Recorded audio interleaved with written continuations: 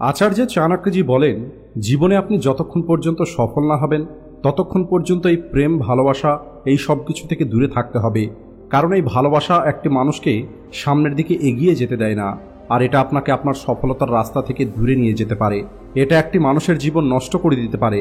তাই যতক্ষণ পর্যন্ত আপনি সফল না হবেন ততক্ষণ পর্যন্ত এই সব কিছুর চক্করে না পড়াটাই ভালো। আর আজকের এই ভিডিওতে আমি আপনাদেরকে বলবো যে ভালোবাসা অথবা যে কোনো রকমের অ্যাট্রাকশন কিভাবে আপনাকে দুর্বল তৈরি করে আর কিভাবে আপনাকে এটা সফলতা থেকে দূরে নিয়ে যায়। তো চলুন শুরু করা যাক। আচার্য চাণক্যজি একবার ওনার শিষ্য চন্দ্রগুপ্তকে মহান সম্রাট তৈরি করার শিক্ষা দিচ্ছিলেন। চন্দ্রগুপ্ত খুবই বুদ্ধিমান একটি শিষ্য ছিল। তার মনের মধ্যে অনেক বড় বড় স্বপ্ন ছিল। চন্দ্রগুপ্ত চাইতো না সে কেবল একদিন মগধের রাজা হবে, বরং সমগ্র ভারতবর্ষকে একত্রিত করে একটি শক্তিশালী সাম্রাজ্য তৈরি করবে। আর এই কারণে চাণক্যজি ওনাকে রণনীতি, যুদ্ধকলা এবং মনকে নিয়ন্ত্রণ করার কলা শেখাতেন। কিন্তু একদিন চাণক্যজি দেখেন চন্দ্রগুপ্ত মন খারাপ করে বসে আছে, আর চাণক্যজি খুব ভালোভাবে ওনার শিষ্যের মন পড়তে পারতেন। আর এই কারণেই উনি বুঝতে পারেন কিছু তো একটা সমস্যা আছে। এরপরে চন্দ্রগুপ্তের কাছে গিয়ে জিজ্ঞেস করে, কি হয়েছে, তুমি এত মন খারাপ করে কেন আছো, তোমার মন এত অশান্ত কেন দেখাচ্ছে? এরপরে চন্দ্রগুপ্ত ধীরে ধীরে বলে, গুরুজি, আমার মন বারবার অন্যদিকে চলে যাচ্ছে। আমার মনে হচ্ছে আমি কারোর প্রতি দুর্বল হয়ে পড়েছি, আর আমি সারাদিন কেবল তার সম্পর্কেই চিন্তা করি। আমার মনোযোগ না আমি পড়াশোনার উপরে দিতে পারছি, না যুদ্ধের প্রস্তুতির উপরে দিতে পারছি। আমি বুঝতে পারছি না আমি কি করব। এরপরে চাণক্যজি একটু রেগে গিয়ে বলেন, চন্দ্রগুপ্ত, তুমি কি জানো তুমি কোন জালের মধ্যে ফেঁসে যাচ্ছ? এই প্রেম ভালোবাসা তোমাকে ধ্বংস করে দেবে। তোমার লক্ষ্য হলো একটি মহান সম্রাট হওয়া, আর এখন যদি তুমি এই সমস্ত জালের মধ্যে জড়াও তাহলে তুমি তোমার রাস্তা হারিয়ে ফেলবে। যদি তুমি তোমার মনকে নিয়ন্ত্রণ না করো তাহলে তুমি তোমার সমস্ত স্বপ্ন হারিয়ে ফেলবে, আর তোমার জীবন নষ্ট হয়ে যাবে। এরপরে চন্দ্রগুপ্ত মাথা নিচু করে বলে, গুরুজি, আমি জানি আমি ভুল রাস্তাতে আছি, কিন্তু কোনোভাবেই আমি আমার মনকে নিয়ন্ত্রণ করতে পারছি না, তাই আপনি আমাকে সাহায্য করুন। এরপরে চাণক্যজি একটু হেসে বলেন, ঠিক আছে, তুমি আমার কথাটা খুবই মনোযোগ দিয়ে শোনো। আমি তোমাকে ছোট্ট একটি গল্প বলছি যা তোমাকে শেখাবে ভালোবাসার এই বাধা কতটা ভয়ানক হতে পারে। একবার একটি গভীর জঙ্গলে একটি গুরু এবং শিষ্য থাকতেন। ওই গুরুজি খুব ভালো তলোয়ারবাজি করতেন, আর উনি ওনার শিষ্যকেও তলোয়ারবাজি শেখাতে চাইতেন। ওই শিষ্যের মধ্যে অনেক বেশি প্রতিভা ছিল। শিষ্যটি দিনরাত পরিশ্রম করত, আর ওই শিষ্যটারও স্বপ্ন ছিল যে সে একদিন তার গুরুর মতোই মহান তলোয়ারবাজ হবে। গুরুজি ওই শিষ্যটাকে প্রতিদিন নতুন নতুন টেকনিক শেখাতো, আর ওই শিষ্যের আত্মবিশ্বাস প্রতিদিন বাড়ছিল। কিন্তু একদিন যখন ওই শিষ্যটি জঙ্গলের পাশে একটি গ্রামে জল আনার জন্য যায়, সেখানে ওই শিষ্যটি একটি মেয়েকে দেখতে পায়। ওই মেয়েটি অনেক সুন্দর ছিল, আর ওই মেয়ের মুখের হাসি যে কারোর মন জয় করে নেবে। আর প্রথমবার ওই শিষ্যের মনোযোগ নষ্ট হয়ে যায়। শিষ্যটি ওই মেয়েটির সম্পর্কে চিন্তা করা শুরু করে। প্রতিবার যখন শিষ্যটি তলোয়ার চালানোর প্র্যাকটিস করত, তার মনোযোগটা ওই মেয়েটির দিকেই চলে যেত। শিষ্যটি ভাবে, যদি আমি তার সঙ্গে কথা বলতে পারতাম, যদি ও আমার জীবনের একটি অংশ হতো। ধীরে ধীরে ওই শিষ্যের মনোযোগ তলোয়ারবাজি থেকে দূরে চলে যায়, প্র্যাকটিসের মধ্যে ভুল করা শুরু করে। আগে যখন একবারেই ওই শিষ্যটি সঠিক নিশানা লাগাতো, এখন ওই শিষ্যের হাত কাঁপা শুরু হয়ে যায়, রাতে ঘুমানো কম হয়ে যায়। এরপরে গুরুজি দেখেন যে ওনার শিষ্য প্র্যাকটিসে একদমই মনোযোগ দিচ্ছে না। এরপরে উনি শিষ্যকে ডেকে জিজ্ঞেস করেন, তোমার সঙ্গে কি হচ্ছে, তোমার মন কোথায় আছে? আগে তোমার মধ্যে কত বেশি উৎসাহ ছিল, কিন্তু এখন তোমার মনের মধ্যে এত হতাশা কেন? এরপরে ওই শিষ্যটি মাথা নিচু করে সমস্ত কথা খুলে বলে। ওই শিষ্যটি বলে, গুরুজি, আমার পাশের গ্রামের একটি মেয়েকে অনেক ভালো লেগে গেছে, আর আমি দিনরাত তার সম্পর্কে চিন্তা করি। আমি চাই যে ওই মেয়েটি আমার জীবনের অংশ হোক। এরপরে গুরুজি বলেন, তুমি যেটাকে ভালোবাসা মনে করছো এটা হলো কেবল একটি মায়াজাল, কিন্তু এই রাস্তাটা তোমাকে ধ্বংসের দিকে নিয়ে যাবে। তোমার জীবনের লক্ষ্য হলো একটি মহান যোদ্ধা হওয়া, আর ভালোবাসা তোমার এই রাস্তায় বাধা হয়ে দাঁড়াবে। এরপরে ওই শিষ্যটি বলে, গুরুজি, আমি আপনার কথাটা বুঝতে পারছি, কিন্তু আমি কোনোভাবেই আমার মনকে নিয়ন্ত্রণ করতে পারছি না, আমি কি করব? এরপরে গুরুজি বলেন, তোমাকে তোমার মনকে বুঝতে হবে। আমাদের মন হলো একটি চঞ্চল ঘোড়ার মতো। যদি তুমি একে লাগাম না দাও তাহলে এটা তোমাকে ভুল রাস্তায় নিয়ে যাবে। আমি তোমাকে একটি সুযোগ দিচ্ছি, তুমি ওই মেয়েটির সঙ্গে দেখা করতে পারবে, কিন্তু তার জন্য একটি শর্ত আছে। প্রথমে তোমাকে তলোয়ারবাজির শেষ পরীক্ষায় পাশ করতে হবে, আর যদি তুমি পাশ করতে পারো তাহলে তুমি স্বাধীন, কিন্তু যদি তুমি অসফল হয়ে যাও তাহলে তোমাকে এই ভালোবাসা ছেড়ে দিতে হবে। এরপরে শিষ্যটি রাজি হয়ে যায়, কারণ শিষ্যটি ভাবে সে পরিশ্রম করে এই পরীক্ষায় পাশ করে নেবে। কিন্তু ওই শিষ্যটির মন এখন ওই মেয়েটির কথাই ভাবছিল। ওই শিষ্যটি প্র্যাকটিস তো করত, কিন্তু সেখানে সম্পূর্ণ মনোযোগ দিতে পারত না। আর এই শিষ্যটি ভাবত সে খুব সহজেই জিতে যাবে, কারণ সে আগে থেকে অনেক ভালো তলোয়ার চালাতে পারে। এরপরে পরীক্ষার দিন চলে আসে আর গুরুজি ওই শিষ্যটিকে একটি কঠিন চ্যালেঞ্জ দেয়, অর্থাৎ ওই জঙ্গলের একটি হিংস্র পশুর মোকাবেলা করতে হবে।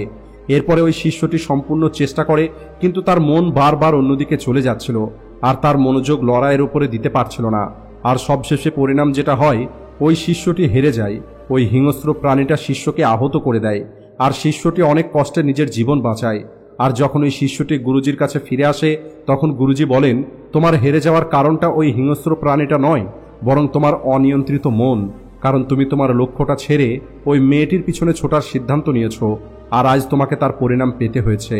যদি তুমি তোমার মনকে নিয়ন্ত্রণ করতে, তাহলে আজ তুমি জিতে যেতে। ওই শিষ্যটি নিজের ভুল বুঝতে পারে। এরপরে ওই শিষ্যটি গুরুজির কাছে ক্ষমা চায় আর কথা দেয় যে আজকের পরে সে তার মনকে নিয়ন্ত্রণ করবে। এরপরে গুরুজি ওনার শিষ্যকে ক্ষমা করে দেন এবং পুনরায় তাকে শিক্ষা দেওয়া শুরু করেন। আর এইবার ওই শিষ্যটি তার মনকে সম্পূর্ণরূপে নিজের লক্ষ্যের উপরে লাগায় আর ওই মেয়েটির সম্পর্কে চিন্তা করা ছেড়ে দেয় আর দিনরাত তলোয়ারবাজির প্র্যাকটিস করে। আর সবশেষে ওই শিষ্যটি একটি মহান যোদ্ধা হয়ে ওঠে।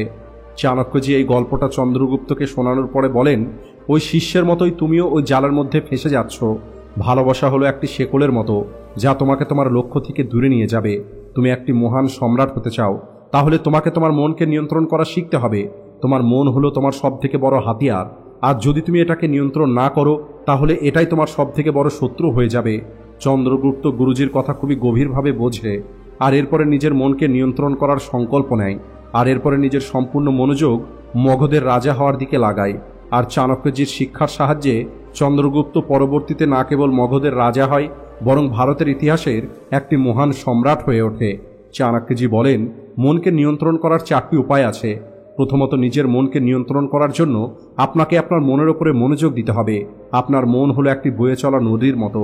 যদি আপনি এটাকে সঠিক রাস্তায় না নিয়ে যান, তাহলে এটা অন্যদিকে চলে যাবে। আমাদের মনের স্বভাব হলো চঞ্চল, অনেকটা বানরের মতো, যে সবসময় এক ডাল থেকে আরেক ডালে লাফিয়ে বেড়ায়। তাই যদি আপনি আপনার মনকে আপনার লক্ষ্যের উপরে না লাগান, তাহলে এই ভালোবাসা, প্রেম, এই সব কিছুর মধ্যে আপনার মন ফেঁসে যাবে।